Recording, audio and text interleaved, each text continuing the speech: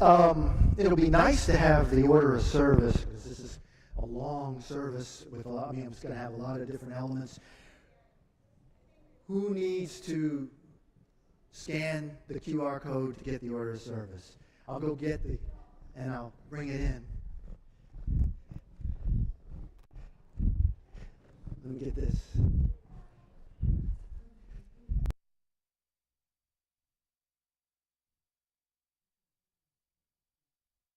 Get your cameras out and just shine it on this. Are you going to do it, or have you done it already?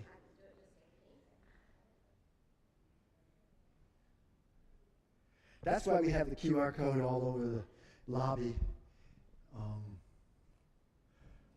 Done? Did you get it? And it's on the screen too. Yeah, that's even better. Okay? All right, everybody?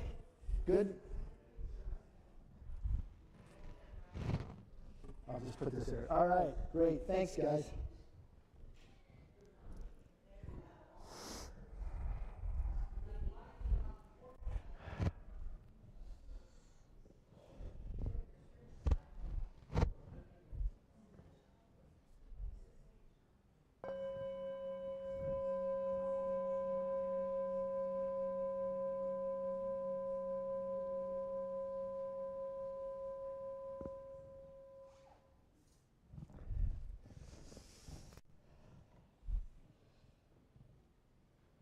Welcome to the Unitarian Universalist Fellowship of Fredericksburg.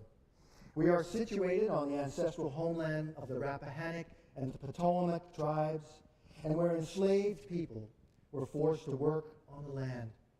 We acknowledge that this land holds many histories, great stories, and the blood of the people. Good morning. I am Reverend Doug McCusker. Oh, let's do that again. Yeah. Good morning. Good morning. Woo, that's great.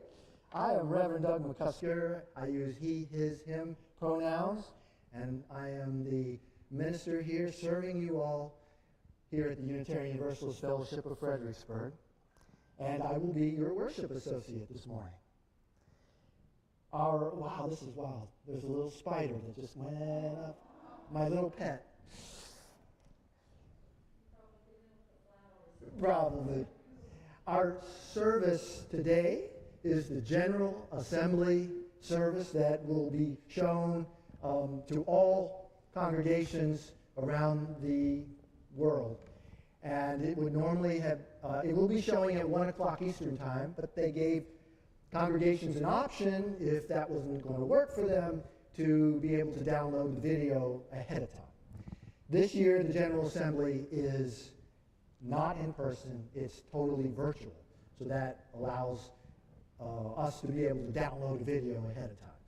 So that's what we're going to be watching. Today, it's going to run, I looked at it, 1 hour and 26 minutes. So if you have appointments that would make it difficult to stay for the whole time, of course, feel free to go, but I think you'll really enjoy the service. Here at UUFF, we come together both in person and online as one community.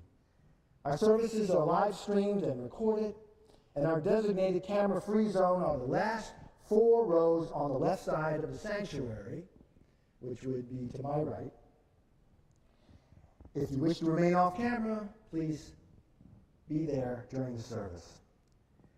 We strive to nurture learning, inspire spiritual insights, create compassionate relationships, and lovingly transform our community and the world. If you are joining us as a guest or a first-time visitor, we are glad that you're here. Those in person are invited to leave contact information at the welcome table in the foyer. For those joining us online, you are invited to visit the worship portal at our website at uuffxbg.org. That's our website, uuffxbg.org, and you can fill out a connection card there. Whether in person or online, this will allow our ministers and our staff to get in contact with you in the week to come. Everyone We're not going to be doing joys and concerns today, but you are welcome to fill out a joy and concern card that will be out in the foyer, and we will read it till next week, which happens to be my last service. So I hope you all come back next week so I can say goodbye. It will be my last service upon retirement.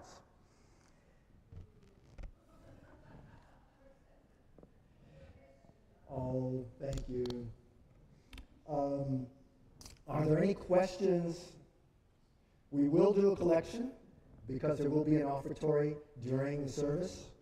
So feel free to give as you are willing and able.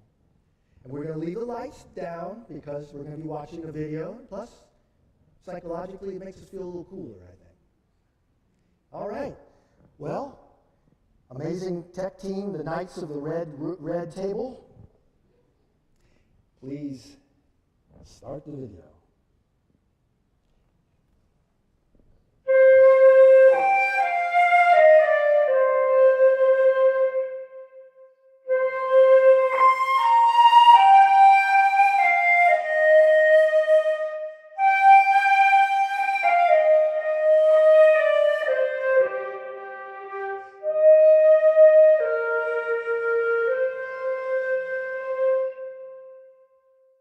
Greetings, UUs, and welcome to our 2024 General Assembly Sunday service during this, our first intentionally all-virtual General Assembly. It is a delight to be joining you on screen in your sanctuaries and homes, and it is a joy to be connected across every distance, linked from person to person and congregation to congregation.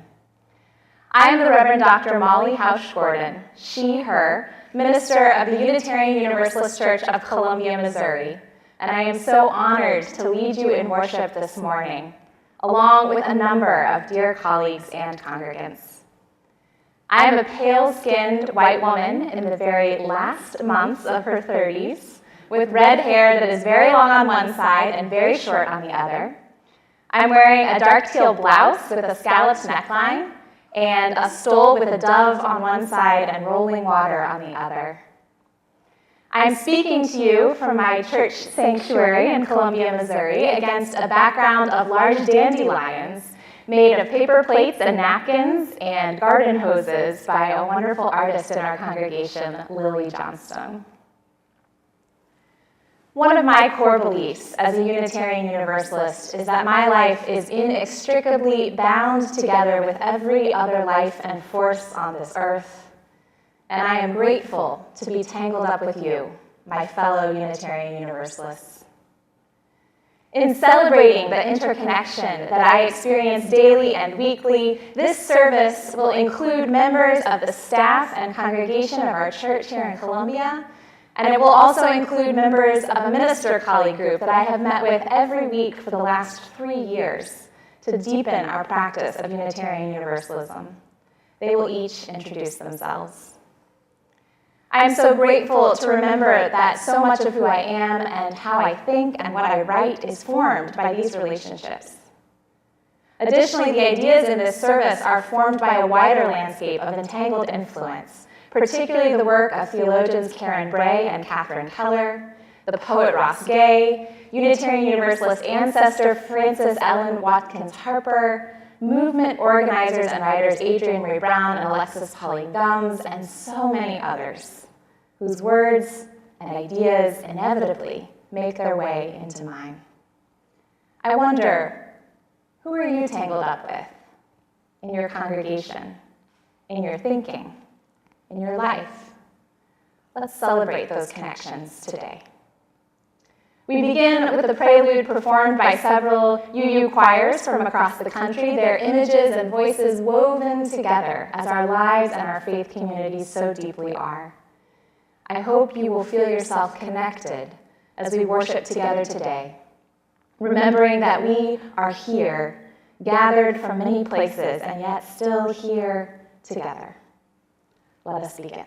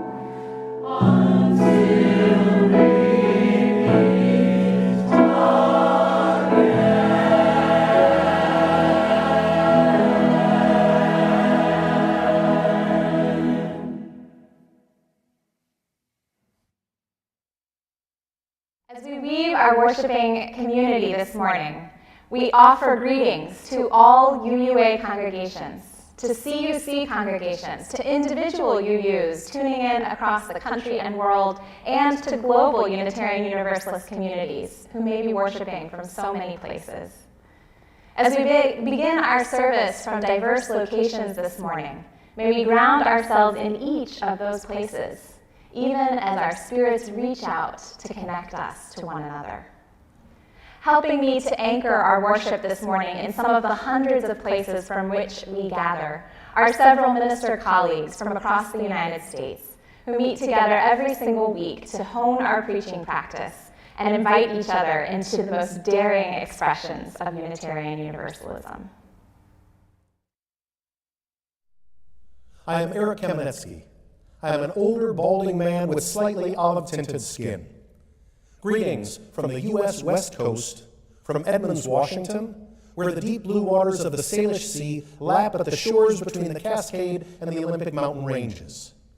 The land I join you from has been stewarded for countless generations by the Snohomish tribe and the Coast Salish people who continue their livelihoods on these lands today.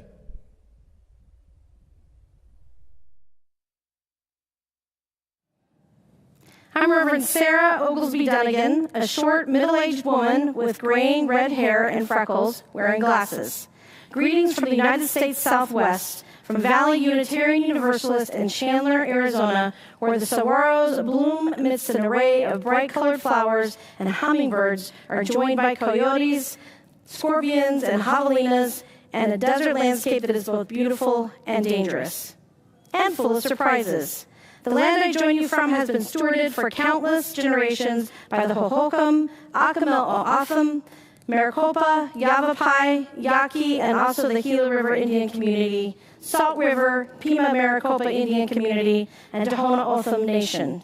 From Arizona, we share a wish of cool breezes, shady spots to rest, freedom to cross borders as needed, and enough water to you, our fellow Unitarian Universalists across the country and world.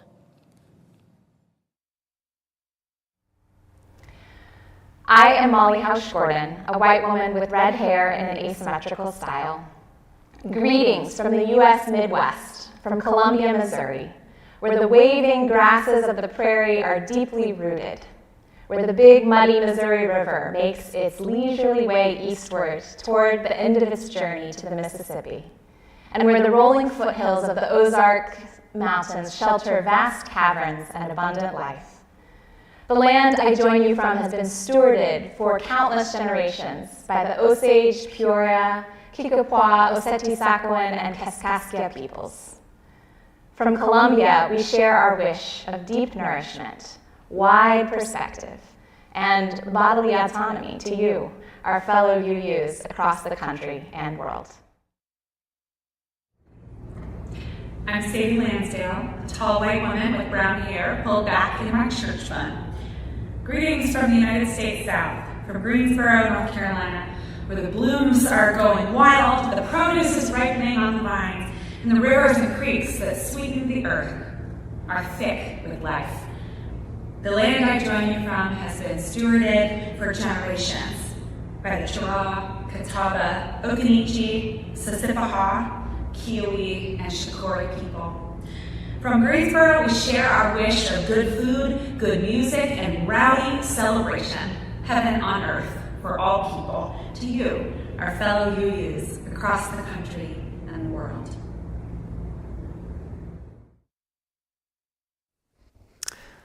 I am Aaron Stockel-Wiseman, a tallish white man with short blonde hair and a beard. I am wearing a blue ministerial robe and a rainbow stole, and I use glasses.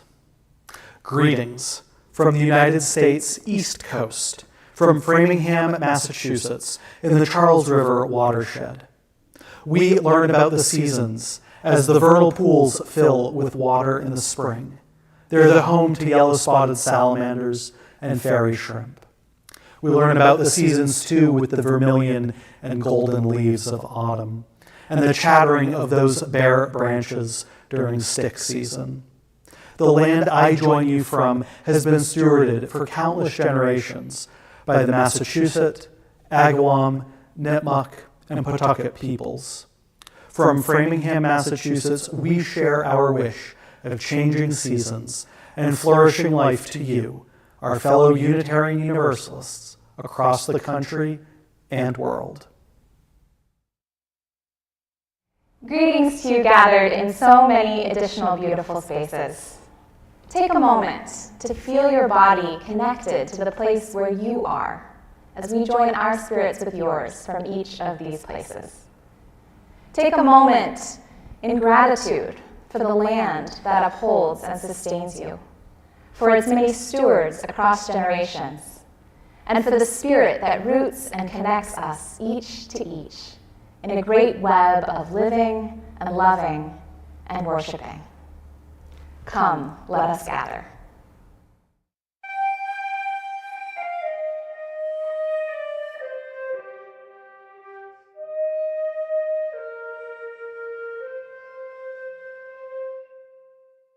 I am Gretchen Mackey, a worship associate at the UU Church of Columbia. I am a white elder millennial and use she and they pronouns. I have short blue-streaked brown hair, am wearing a black blazer over a blue and black abstract patterned blouse, am holding a blue blind cane, and I am joined by members of our congregation to light our chalice, the symbol of our faith in the cup of community that holds us tenderly, and the bright flame of spirit that connects us inextricably. Our chalice is made of hammered metal, with a round base, a platform holding a candle, and two circles arching their way around the flame. We invite you now to join us in lighting your chalice wherever you are, and to let the energy of these many connected flames power our faith with passion and warmth. As you light your chalices, we will share a moment of music and images of a number of chalices from congregations across the country.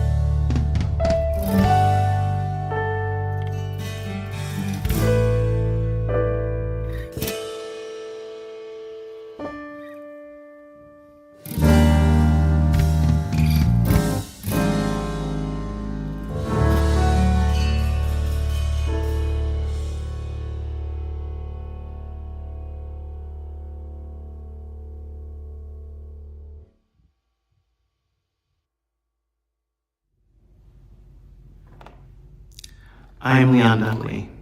I am an African-American man with dreadlocks and an increasingly graying beard. I am wearing a stole that honors the members of North Universalist Chapel Society, or North Chapel, in Woodstock, Vermont, which is the church and the community that I lovingly serve. I'm going to share a story with you this morning from a collection called Through the Mickle Woods by Villisca Gregory. In a kingdom long ago, there was a weaver who spun stories out of thread. One day, an owl, white as winter, perched in a nearby tree. I should like my story to be woven out of clouds, said the owl. As you wish, said the weaver. And the owl brought the woman strings of clouds round as pearls. But every time she tried to weave them in and out, they would dissolve quietly as dew upon the grass. The owl blinked his great eyes. Perhaps we should add some moonlight, he said, the kind that shimmers on water. As you wish, said the weaver. But though the owl brought baskets of jeweled moonbeams, worth more than the king's own crown, the story's cloth would not take shape. I do not understand, said the owl. I have chosen beautiful things for the weaving of my story. Ah, said the woman, but sometimes the cloth will pattern itself, whether we will or no. You must bring everything, things chosen and things not. And the owl flew over mountains and through valleys. He gathered jade, green as ginkgo leaves, and raspberries red as blood. He flew past villages that were peaceful and past countries ravaged by war. And when he returned with all of the things that he had found, the weaver smiled. These will do, she said. She took the things that the owl had brought, the threads of sunlight fine as silk and cobwebs gray as skulls, and wove them together into a cloth. And when the owl pulled his story around him, it was so full of woe and gladness, so beautiful and strong, that when he stretched out his new-made wings, the people thought he was an angel hovering over the breathless sky.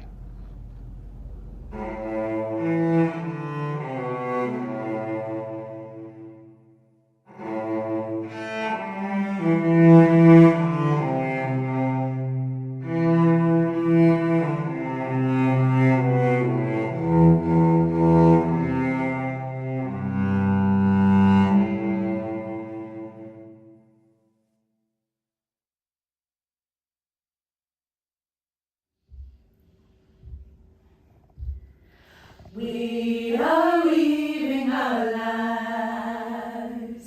We are weaving our hearts and our minds. We are weaving the bright and dark threads of our journeys through. We are weaving our lives. We are weaving our hearts and our minds.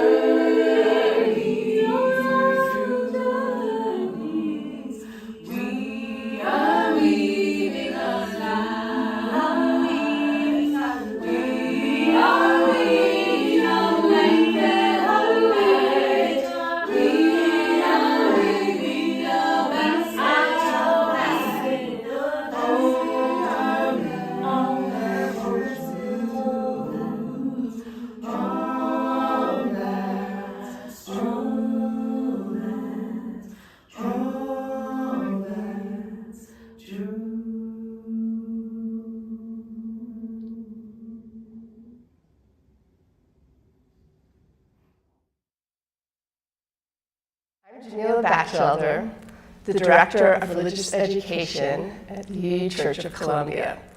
I'm a 46-year-old white woman with lots of wavy dark blonde hair, and I am wearing a Art Nouveau print wrap dress in shades of turquoise, aqua, black, and gray.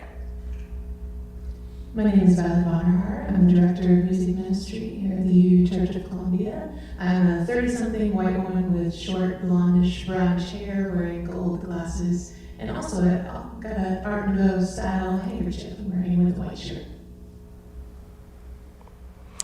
And together we are going to lead you in a moment of centering, as we do each week here in our congregation. I'd like to invite you to find a comfortable position for your body. Feel your contact with the seat or with the ground. And take a moment to bring your attention to the steady rhythm of your breath. In and out. For a moment, finding your center.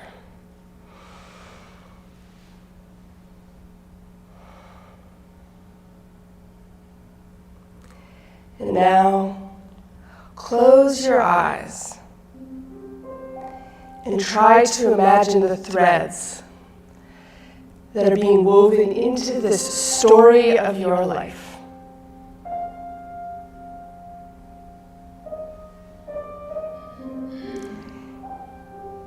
Each experience, each feeling, each love and sorrow, its own thread.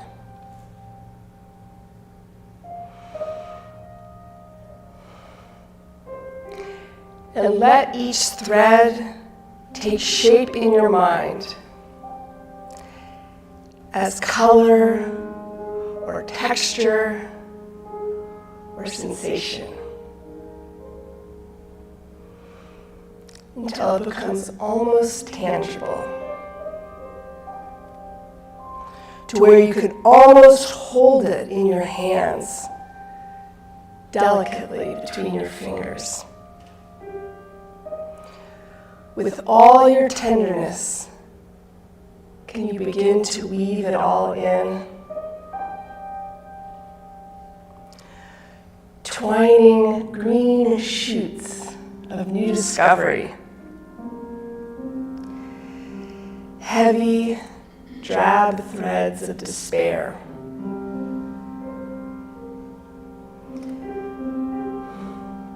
The sparkling sunlight of unexpected joy. The red, hot threads of anguish. The strong and supple threads of deep friendship. The endless threads of grief that weave themselves in again and again throughout the fabric. That perhaps the fabric couldn't exist without. Because when you look more closely, you see that they were spun out of your capacity to love.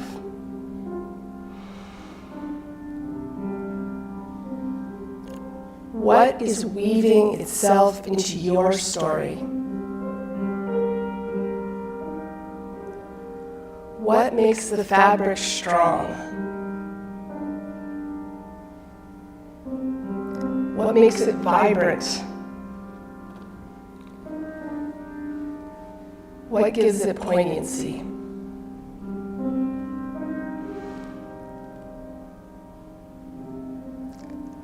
And now, bring your attention to the edge of the fabric that you are weaving. And see, it does not end there. Each fabric neat and tidy and separate. Open your mind, your heart, your spirit, to threads being woven from 100, 1,000, from countless others. weaving into yours in colors and textures you could never have imagined. Sometimes weaving together roughly in complicated patterns, sometimes beautifully and seamlessly. Sometimes some of both. Can you hold the tenderness of their stories, the tenderness and care of this weaving together?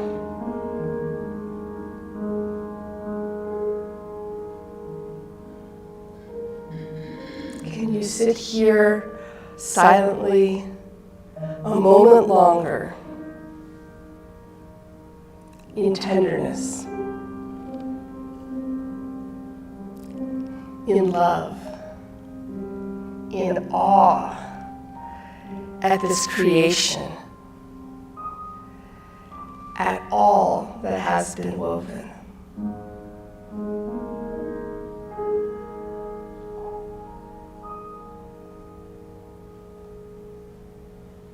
We are weaving our lives. Won't you sing with me?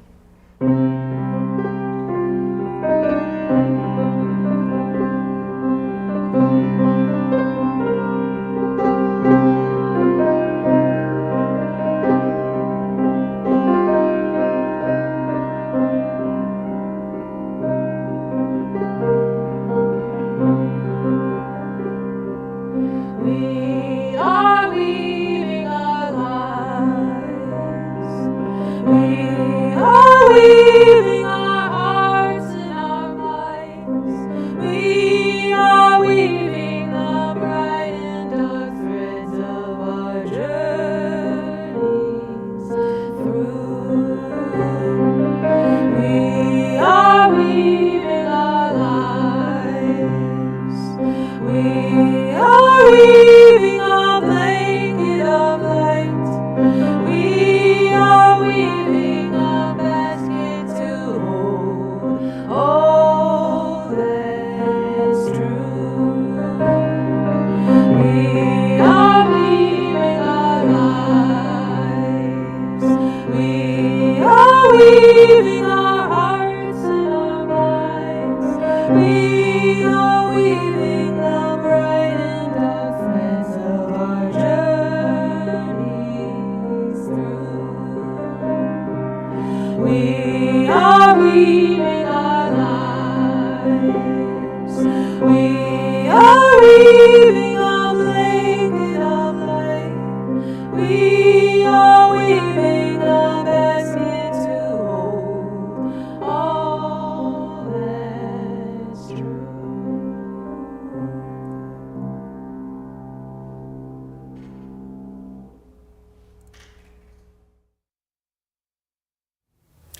I am Joan Javier Duval.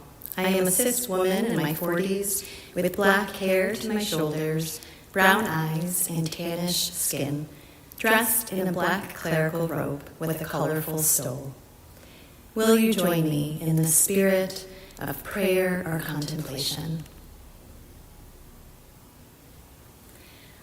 Holy mystery, silent presence, uncertain bearer of the weight of it all. In these quiet moments, we tune in. We listen for and seek out the maybe still breathing, perhaps still whispering, faintest sign of the universal good. We await wisdom between the cacophony of distractions pulling us towards untruth and falsehood. We await relief amidst the shrill cries of desperation, of we've had enough, of when will they stop killing my people, of how much more will the waters rise, of when will it be safe to return to my home, of how much longer can I hang on we listen, we attend, and we wait. Through the tumult of these days, we seek assurance. We seek the fulfillment of a promise made to ourselves, a promise made to those we have been stretched to call neighbor, a promise written and enshrined and yet unfulfilled. Help us, abiding mystery, to hang on, to hold on when all is in question, when all is in doubt. Help us to stay firm to our own commitments and our own promises. Lead us back into connection, back into the bonds of humanity that help us to know each other as beloved. May we continue attending with care. May we keep watch. May we beckon love and justice and mercy with our own whispers, with our shouts, with our cries, until all know themselves part of the circle of love. Amen. And we continue now with several minutes of contemplative music and images of candles on the screen. You may wish to share your congregation's usual rituals of prayer or joys and sorrows during this time by pausing the video. Or you may simply take a moment of breath and attention to enjoy some quiet contemplation.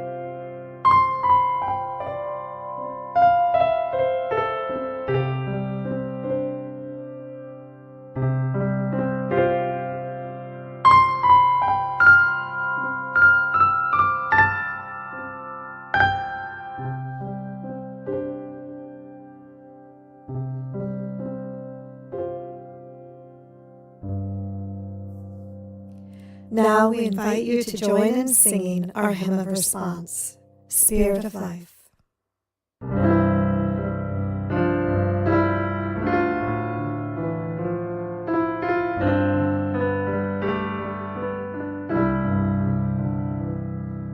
Spirit of life, come unto me. Sing in my heart all the stirrings of compassion. Blow in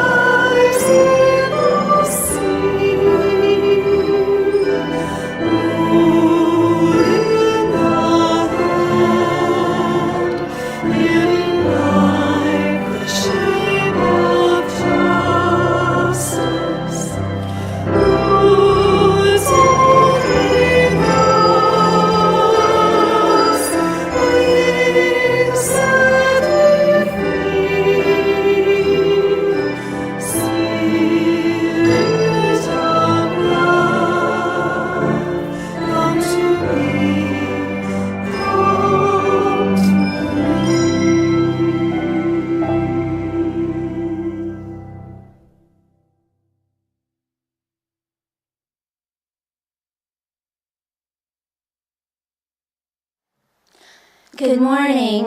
I'm Reverend Jordan Nelson Long, a white woman with chin-length brown hair, and I am standing in a white wooden pulpit at our congregation, First Parish, Needham, Massachusetts, on which note, Reverend Molly, your intern congregation of long ago, sends its greetings. We are indeed held by threads woven fine. Our reading this morning is by the poet Jean Lohman, Shaking the Tree. Vine and branch, we're connected in this world of sound and echo, figure and shadow, the leaves contingent, roots pushing against earth. An apple belongs to itself, to stem and tree, to air that claims it, then ground. Connections balance. Each motion changes another. Precarious, hanging together. We don't know what our lives support. And we touch in the least shift of breathing. Each holy thing is borrowed. Everything depends.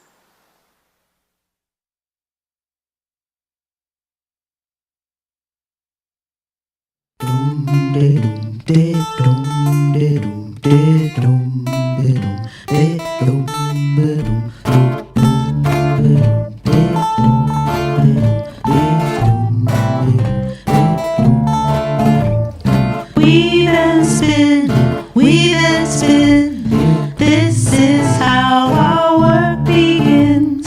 Mend and heal, take the dream and make it real.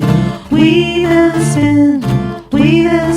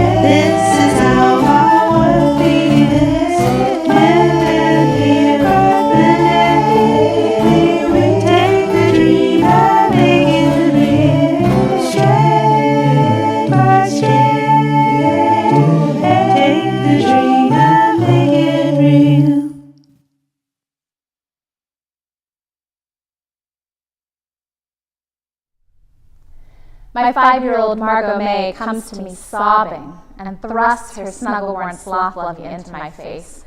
"Baba is rich," she cries. "I love her so much. Can you fix her?" I tear my eyes away from my phone, where I've been watching a photojournalist video of a child just like my own, covered in the dust of bombs, vibrating with medical shock and soul trauma beside a pile of rubble in Gaza. Child, I can fix nothing. But I pull her to my chest and let her tears join mine.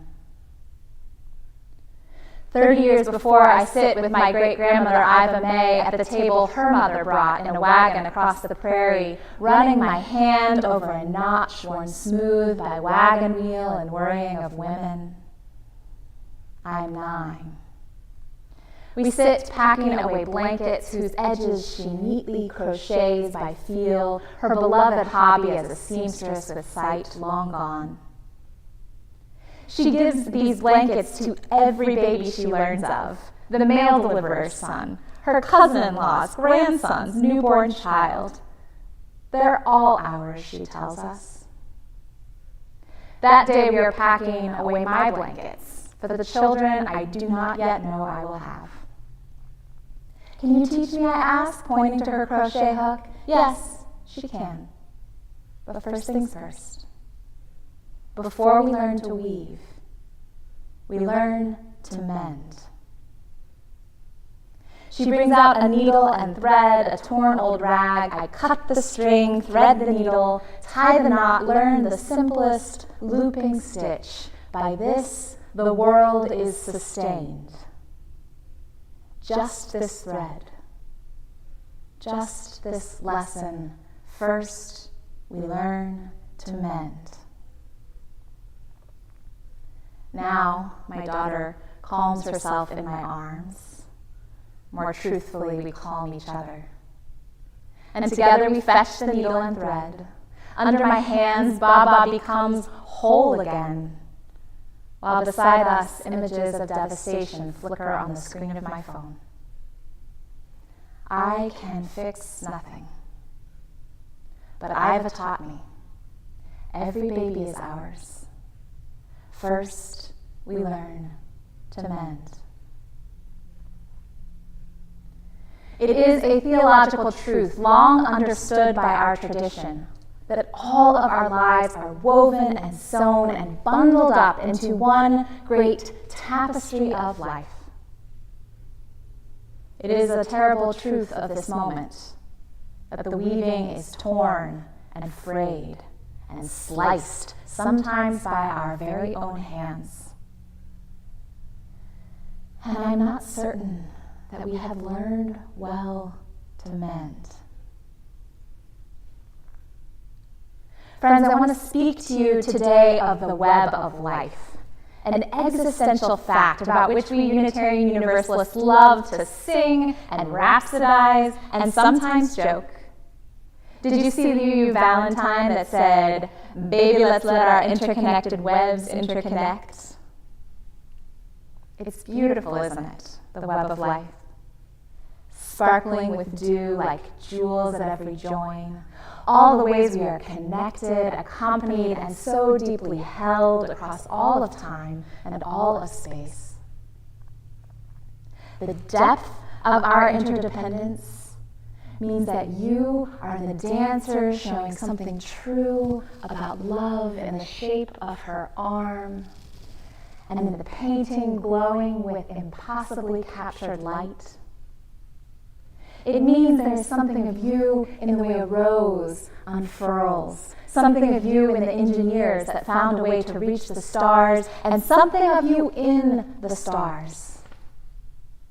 All of life is woven thick, and that means we are each reflected in poetry and in prayer, in science and in every silence.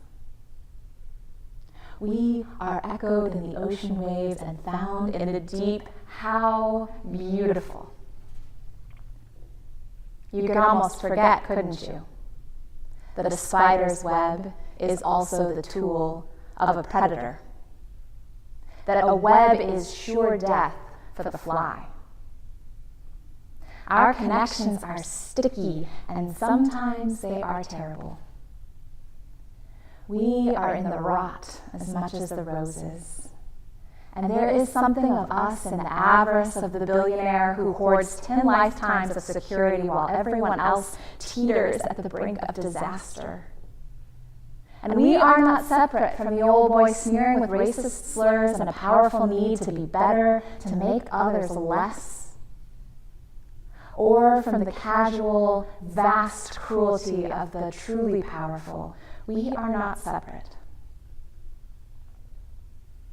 And for me, there's this. My great-grandmother, Iva May, who crocheted countless soft blankets to hold new life, she also upholstered the plane that destroyed Hiroshima. How do I hold both of those things so tenderly? Our connection is a soothing balm, but it is also in those bombs. Every baby is ours, and so is every harm. The tapestry of our lives is thick, woven, warp and weft of love and pain. It is beautiful and it is awful. Our interdependence is sustaining and threatening. And God, sometimes I wish it was just one or the other. Our whole culture is set up to tell us it's only ever one or the other. My survival brain would really like it to just be one or the other so I would know how to act. All of us sometimes behave like it's only one or the other, like we're all saved or all damned, all good or all bad. Like we could cut away the harm and have only the love. I know I've wished it for my family tree, to trim off the branches of shame and only let the good stuff remain, perfectly formed, all blessed, wholly uncorrupted. I've wished it. And how could I not? It's in our faith to pursue that moral perfection. Our great-grand forefather, William Ellery Channing, told us that we could, that we should grow in likeness to God. Really, that was the Unitarian good news, that we could grow in likeness to God, could become less messy, more divine, leave bad behind for good, make our way up the shining hill, no mistakes. But hills keep rolling on, high to low, and messing up is how we grow, and growing never ends. And no matter the language you use for the ultimate, perhaps you've been left with just that likeness, just that purity, just that choice, perfection or damnation. And are you just exhausted from the climb? Because maybe you're afraid that they're onto you, your congregation, your friends, your colleagues, or your people, that they know you haven't got it all right yet, that there's still some greed in you or some confusion and lots of fear. Maybe you're afraid that you haven't got it all right yet, and that makes you all wrong.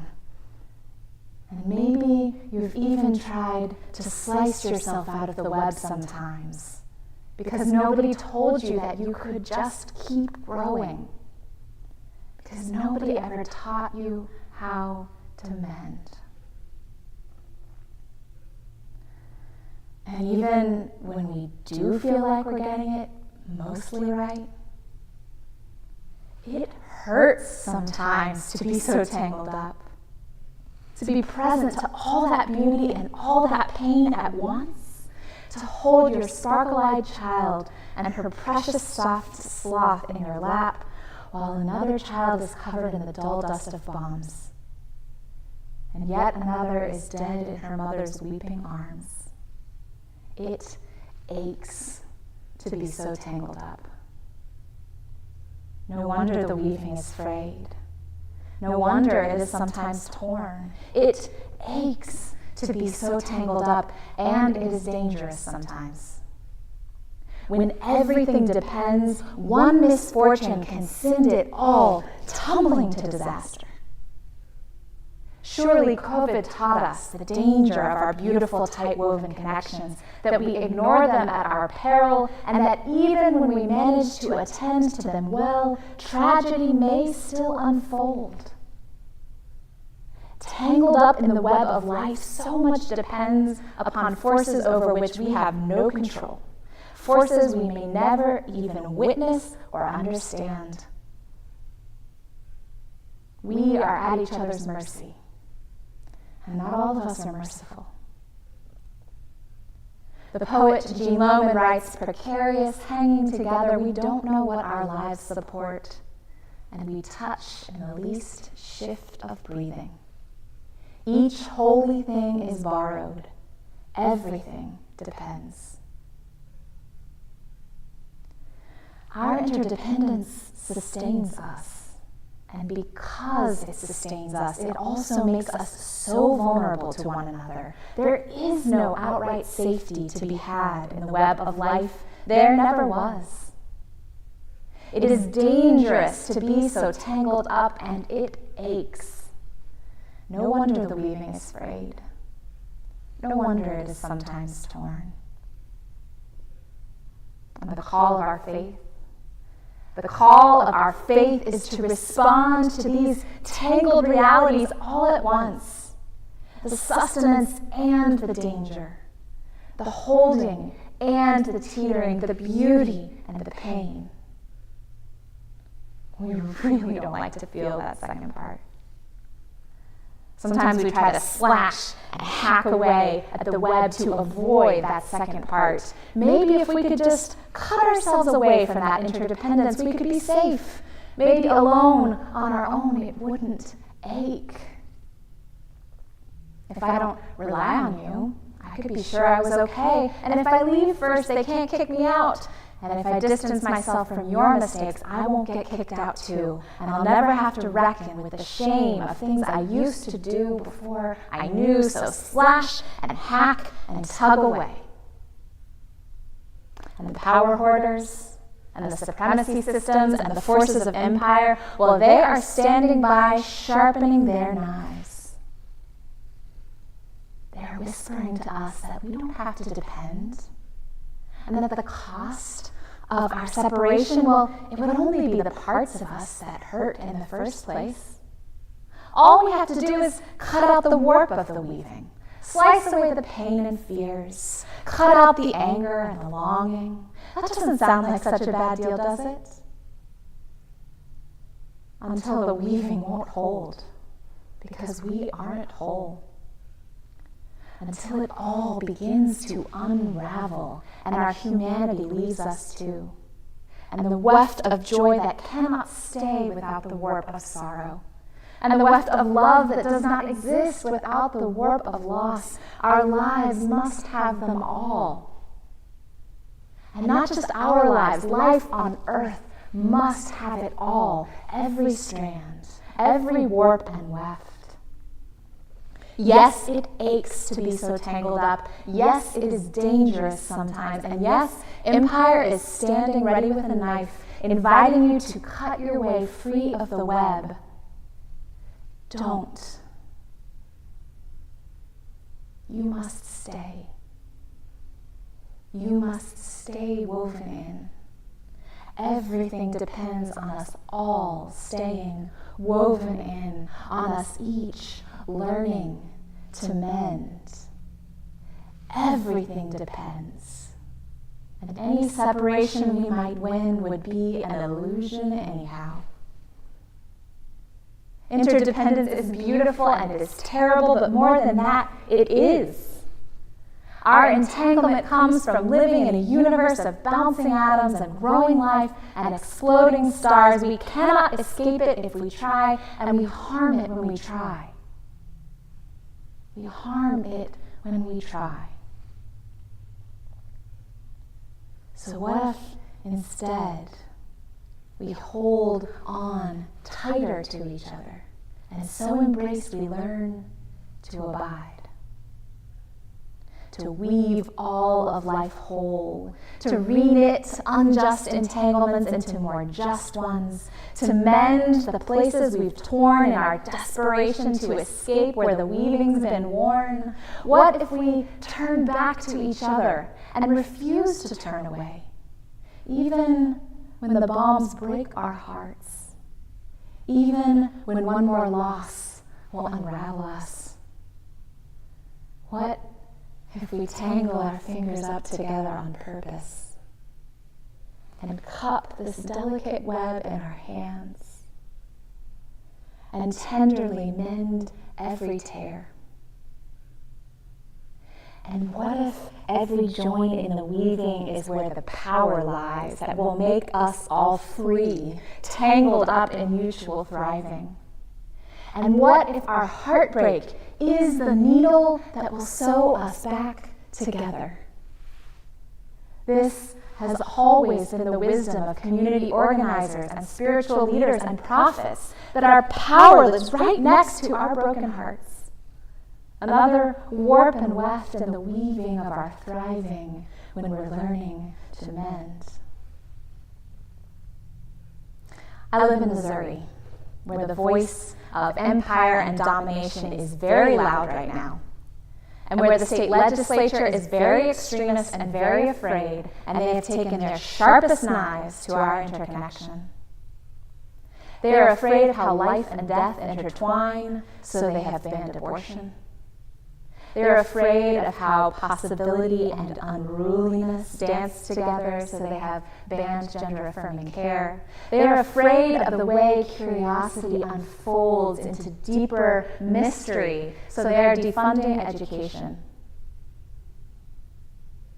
And I wonder, where are their hearts broken to? And I wonder if we can help them learn to mend, because we need them to weave themselves back in, because we can all turn back to each other again. Because right next to the threads that they have tattered, there is also a strong woven Missouri, ready to receive and reweave what is frayed.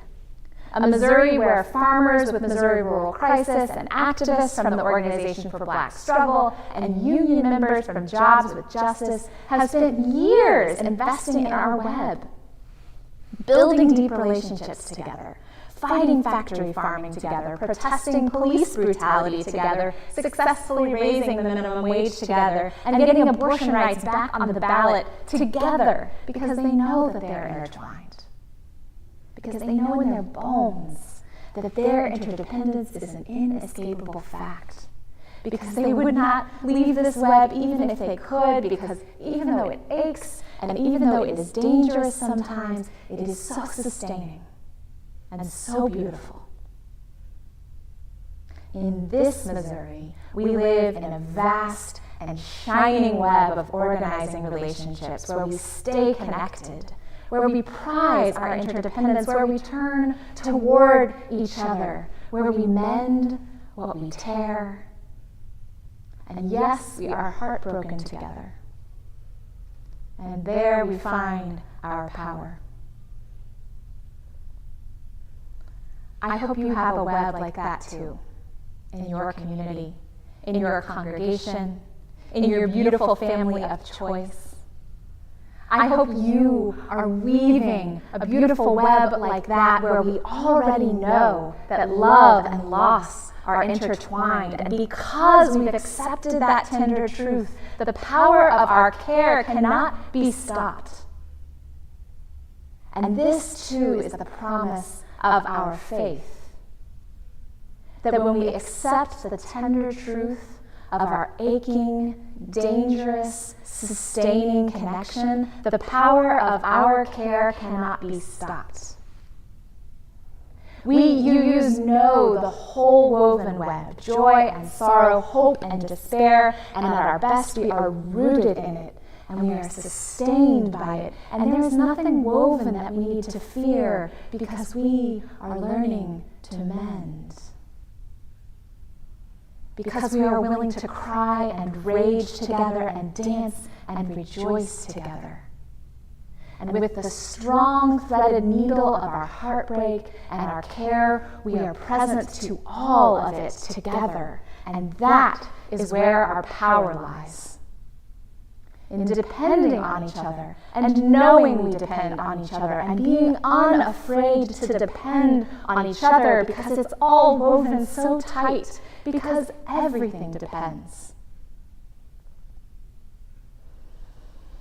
I am sitting with my daughter, mending her snuggle-worn sloth and stitching myself in with the children of Gaza. I am sitting with my ancestor learning to sew and stitching myself in with the victims of that bomb. I am sitting here with you, deep in the web. We are here together, tangled up in the gorgeous ache of love, weaving and mending, and when all else fails, joining our tears. By this, the world is sustained. Just these threads, all of them, wound and bound together, unbroken or mended, encircling, and finally we pray, we promise, we proclaim, finally, woven whole.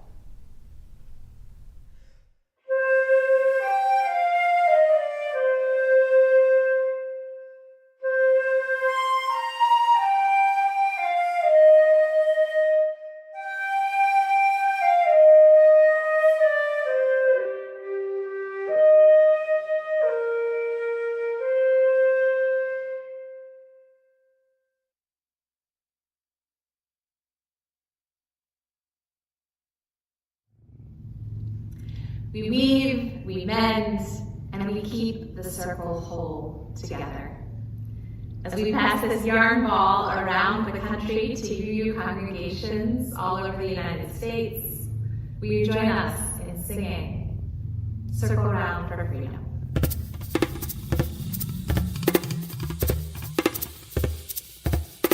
Circle round for freedom.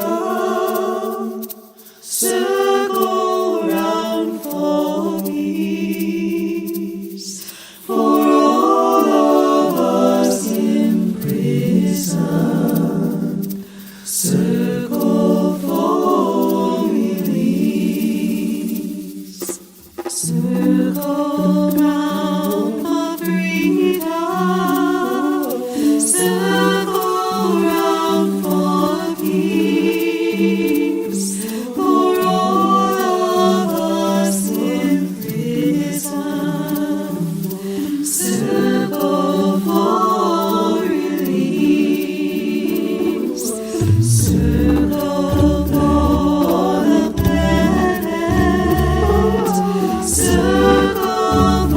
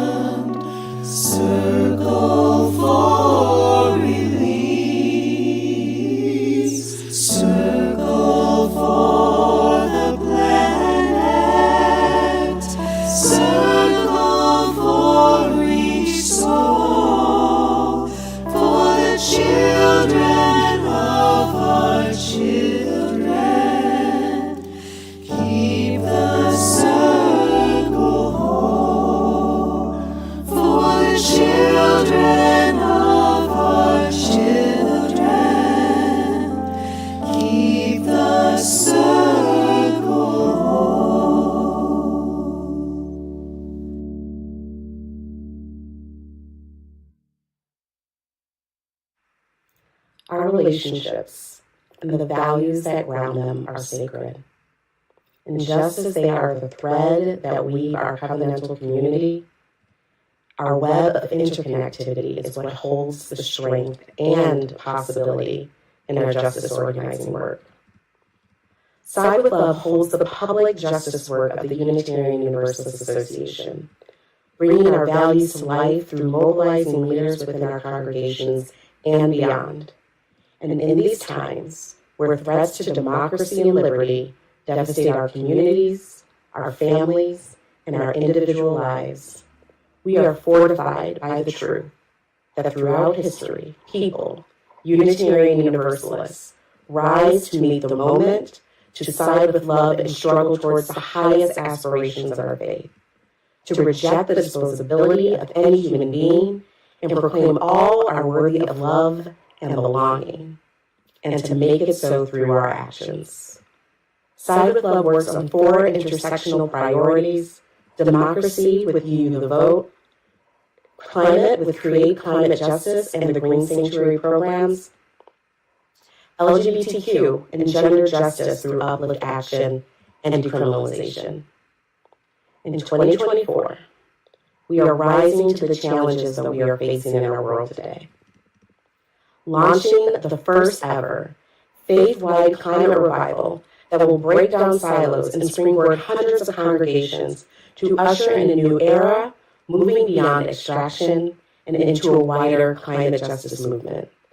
Supporting congregations with tools and trainings to equip us to take courageous and impactful action. We're building response networks across the country for trans people, students, and many folks targeted by state violence and legislative attacks. Side with Love calls on us to show up, to be bold, and to be a part of a moral majority that knows another world is possible.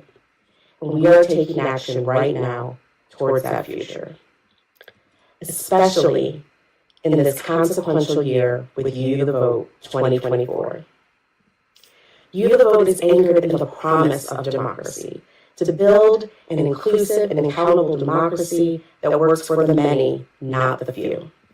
It is grounded in the process of democracy that demands that we combat voter suppression, safeguard our elections by volunteering as poll workers, to protect abortion rights, and to show up to make sure every vote is counted. Our trainings equip us to be communities of action and care for the urgent work that will remain in the days and the years following the election. You the Vote is anchored in the people, all of the people who power our democracy, at the polls, on the steps of the Supreme Court, in the halls of our legislatures, and in the streets. Today, under the leadership of democracy strategist Nora Rassman, we are already underway. We've already made 8,000 calls to voters in Georgia ahead of the primary. We mobilized congregations to action in Orlando, Sarasota, and Palm Beach to cross the finish line and add to the nearly 1 million petitions that got abortion protection on the ballot. And we are working with many more other congregations who made their congregations petition drop-off hubs for voters in their communities.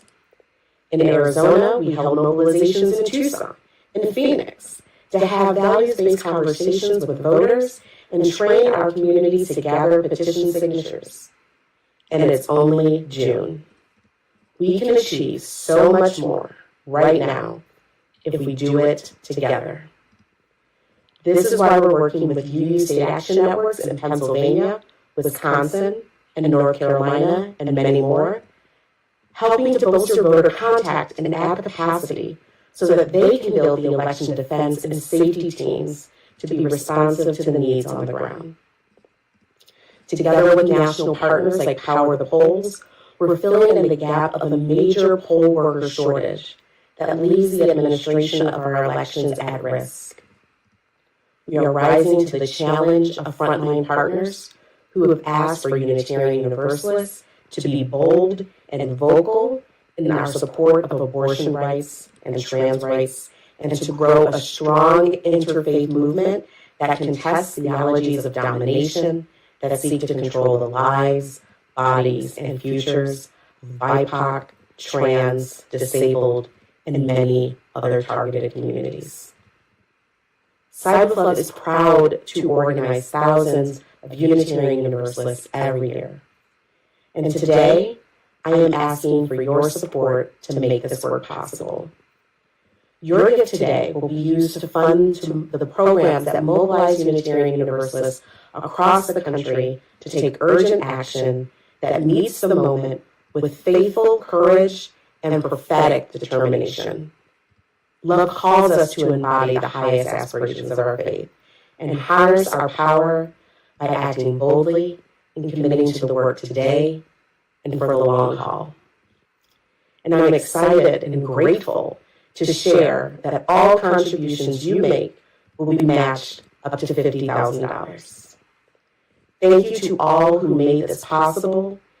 Thank you to all for your support, your work, and your generosity. Select Donate in the GA mobile app, use the QR code on the screen, donate online, or text SWL to 91999.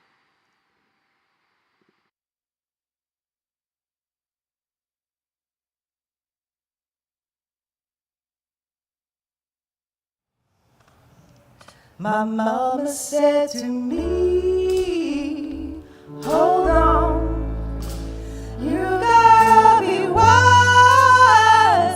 hold on, momentary dreams can be gone, water through your fingers you can't hold, baby, hold on to the things that you love. Show me who it is you are. Never let that feeling go. Let it show. My mother said to me, save on, no matter what they tell you, girl, save on. Everyone that seems alright has a soul that's hiding deep inside. So baby, hold on to the things that you love.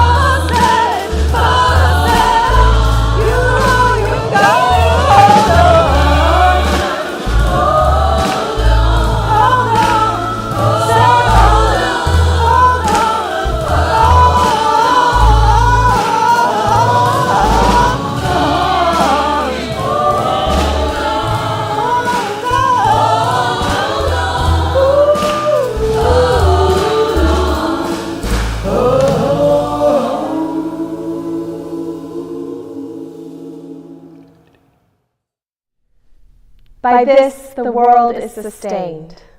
Just these threads, all of them, all of us, woven together, learning to mend, keeping the circle whole. Go in blessing, UUs, and be a blessing to a world that needs our care.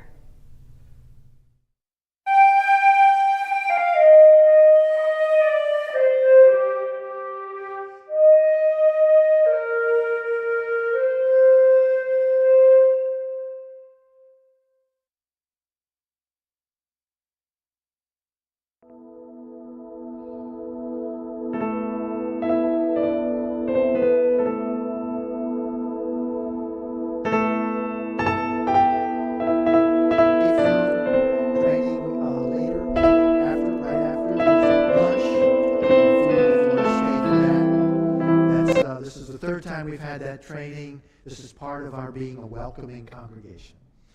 So I hope you have a wonderful week, and you got to see what a General Assembly worship service is like.